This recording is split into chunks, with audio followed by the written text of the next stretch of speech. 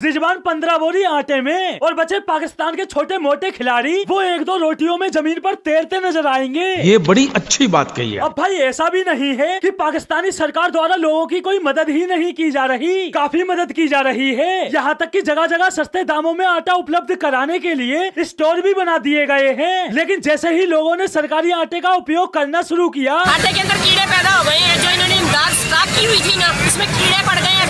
पैसे लेके भी कीड़ों वाला गरीब आवाम को दे रहे हैं। मतलब भाई सरकारी आटे को सलाम, नमस्ते, सत श्री अकाल, जय हिंद, जय भारत। आई होप कि आप बहुत अच्छे होंगे, स्वस्थ होंगे। आज जो टॉपिक होने वाला है और हमें जो वीडियो मिली है किट्टू राव के चैनल के नाम से मिली है। आज जो टॉपिक होने वाला है, पाकिस्तान में या तो एटम बम ले लो या फिर आटा ले लो। अब बताओ क्या चाहोगे। तो चलो जल्दी से चलते हैं और वीडियो को वॉच करते हैं और मिलते हैं वीडियो के एंड में। तब तक के लिए जय हिंद। और जब तक वीडियो आपको अच्छा लगे तो प्लीज लाइक कीजिए, शेयर कीजिए और कमेंट भी कर दीजिए। जय हिंद। तो कैसे हो किटकैट्स, मैं हूँ महान यूट्यूबर किट्टू राव। जैसा कि आपको पता है पाकिस्तान में अभी क्या चल रहा है। मैं जानता हूँ। पाकिस्तान एक ऐसा देश है जिसके एक हाथ में कटोरा रहता है हर टाइम और एक हाथ में एटम बम रहता है। पैरों में दिमाग रहता है और दिमाग में बेहतर हुरे और कश्मीर चाहिए। फैक्ट्स, प्रैक्टिकल चीजों, इनसे दूर दूर तक पाकिस्तान का कोई वास्ता नहीं। होती क्या है ये पता नहीं। तो जैसा कि आपको पता है कि पाकिस्तान में आटा बहुत मुश्किल से मिल रहा है। क्या बात कर रहे हैं? जो कि आम जनता है, गरीब जनता है, उसके खरीदना भी मुश्किल हो रहा है। इतने हाई रेट पर पहुंच गया है। तौबा। लेकिन फिर भी इन पाकिस्तानियों को चाहिए क्या? कश्मीर। जज्बा है इनके अंदर। क्या करे भाई साहब, जाहिल है, बाज नहीं आएंगे। तो इसी बात पर अपने टीवी ब्रो भाई साहब ने बनाया है वीडियो और अपन करेंगे उस पर रिएक्ट। यही तो काम है अपने को। तो चलिए मिलकर पोरकियों को कूटते हैं। पाकिस्तान कभी दिवालिया नहीं होगा। अच्छा, ये मजाक। सब अच्छा है कि गर्दान बिल्कुल गलत है। मुल्क दिवालिया हो चुका है। खत्म। Bye bye, tata, goodbye, गया। भाई लोग, इन दिनों पाकिस्तान की ये हालत बनी हुई है कि लोग एक वक्त की रोटी के लिए तरस रहे हैं। कहीं आटा लेने के लिए लंबी लाइनें नजर आ रही हैं, तो कहीं आटा लेने के लिए लोग ट्रकों के पीछे भाग रहे हैं। और तो जो पाकिस्तानी नेता कल तक तब्दीली आने वाली है कहते फिर रहे थे, आज उनका कहना है तैयारी कर ले मेरी कौम के महंगाई आने वाली है। और उधर पोरकी डराते हो क्या मुझे? मतलब जहाँ एक तरफ कंगाली से जूझ रहे लोग नए साल में कुछ अच्छा होने की उम्मीद लगाए बैठे हैं, वहीं दूसरी तरफ पाकिस्तानी नेता और मीडिया लोगों की फाड़ने में लगा हुआ है। और आगे बढ़ते हुए आप बताएं कि नया साल भी गरीब पर भारी गुजरेगा। और ये खबर सुनकर गरीब आवाम मारो हमको जिंदा मत छोड़ो सालो। भाई लोग, कुछ ऐसी ही हालत है अभी पाकिस्तानी आवाम की। ना कोई कमाई का जरिया है, ना एक वक्त की रोटी। लोग इस कदर बावले हो गए हैं कि आटा रोटी के लिए मरने मारने को तैयार हैं। तंदूर से रोटी लाता हूँ तो 30 रुपए की एक है। 6 अफराद खाने वाले हैं, कितनी लाऊं? कैसे गुजारा करते हो? घर में फर्द कितने? यही करेंगे, अब आगे जाके असला उठाएंगे, मारेंगे या मर जाएंगे।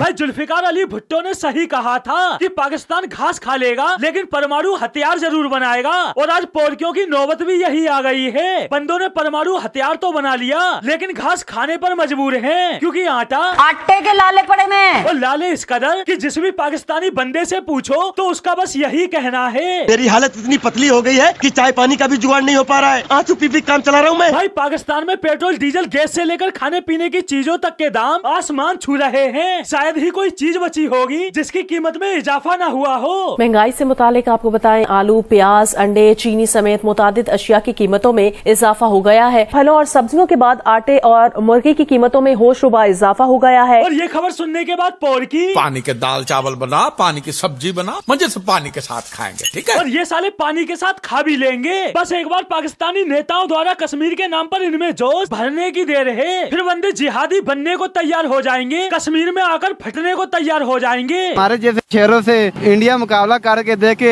हम अपने जैकेटों के साथ बम बरूद बन के उनके अंदर बढ़ जाएंगे। भाई पोरकियों का पूरा शरीर क्यों ना ठंडा पड़ जाए, लेकिन कश्मीर लेने का जोश कभी ठंडा नहीं पड़ेगा। क्योंकि भाई पोरकियों का क्या है, बंदे कंगाली में जिंदगी बिता देंगे, भूखे पेट सो जाएंगे, लेकिन कश्मीर का राग नहीं छोड़ेंगे। इस तरह आजाद कश्मीर हमने हासिल किया है, इसी तरह हम उनसे ये छीनेंगे इंशाल्लाह। सिर्फ हमारा ये है कि हमारा लीडर जो है ना, वो भी इस चीज पे मुतफिक नहीं आ रहा। अबे सालों, एक दूसरे से रोटियां छीनने की नौबत आ गई है। कंगाली से दिन रात जूझ रहे हो और कश्मीर छीनोगे।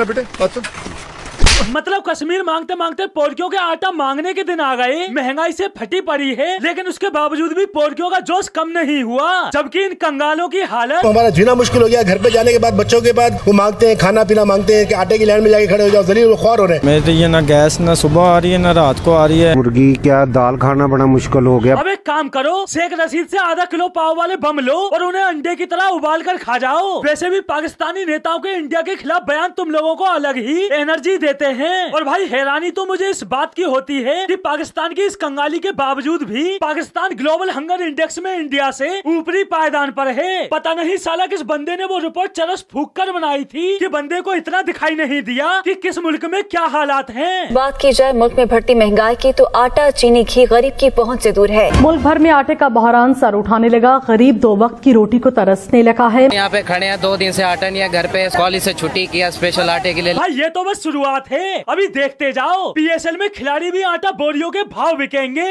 बाबर आजम 20 बोरी आटे में, रिजवान 15 बोरी आटे में, और बचे पाकिस्तान के छोटे मोटे खिलाड़ी वो 1-2 रोटियों में जमीन पर तैरते नजर आएंगे। ये बड़ी अच्छी बात कही है। अब भाई ऐसा भी नहीं है कि पाकिस्तानी सरकार द्वारा लोगों की कोई मदद ही नहीं की जा रही, काफी मदद की जा रही है। यहाँ तक कि जगह जगह सस्ते दामों में आटा उपलब्ध कराने के लिए स्टोर भी बना दिए गए हैं। लेकिन जैसे ही लोगों ने सरकारी आटे का उपयोग करना शुरू किया, आटे के अंदर कीड़े पैदा हो गए हैं। जो इन्होंने इमदाद स्टॉक की हुई थी ना, इसमें कीड़े पड़ गए हैं।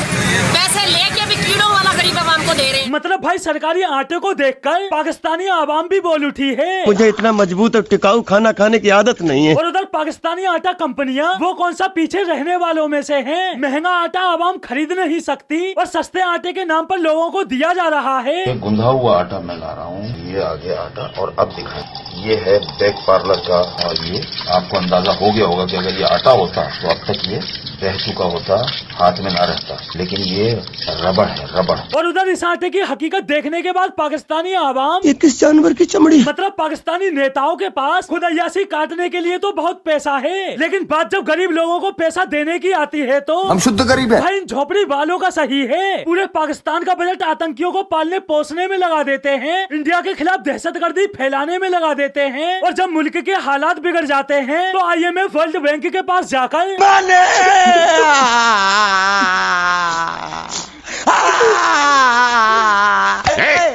और भाई हैरानी तो इस बात की होती है कि बंदों को भीख भी बराबर मिल जाती है। बंदे कभी कहीं से खाली हाथ नहीं लौटते। पता नहीं सालों के पास भीख मांगने की ऐसी कौन सी कला है जो सामने वाला भीख देने पर मजबूर हो जाता है। और यही हुआ इस बार। बंदे हमेशा की तरह इस बार भी दूसरे देशों से भीख बटोर ही लाए। और भीख की रकम कितनी है? कॉन्फ्रेंस यहाँ जिनेवा में हो रहा था और शुक्र अल्हम्दुलिल्लाह कामयाबी से मुकम्मल हुआ। हमने तकरीबन 9 अरब डॉलर से ज्यादा प्लेजेस इकट्ठे किए। और भाई ये भीख बटोर कर लाने वाला वही बंदा है जो कल तक ये कहता फिर रहा था, मैं पाकिस्तान के अवाम को बताना चाहूंगा कि मैं भीख नहीं मांगूंगा। अबे साले तू भीख मांगेगा, आगे बनने वाला प्रधानमंत्री भीख मांगेगा और बची आवाम वो भी भीख मांगेगी। और क्यों? क्योंकि तो 8.7 से 9.7 बिलियन तक की जो रकम है वो सॉफ्ट लोन्स है, प्रोजेक्ट लोन्स है। ठीक है। उसके अलावा जो रकम है वो एक छोटा हिस्सा है जो 10% से कम है, जो ग्रांट्स है। मतलब भाई बंदों के पास पहले ही कर्ज कम था जो और उठा लाए। और कौम का तो ना पहले कभी सोचा था और ना अब सोचा है कि होगा क्या। भाई इस वक्त जो पाकिस्तानी नेताओं ने मुल्क के हालात बनाए हुए हैं उसको देखते हुए तो मैं बस इतना ही कहूंगा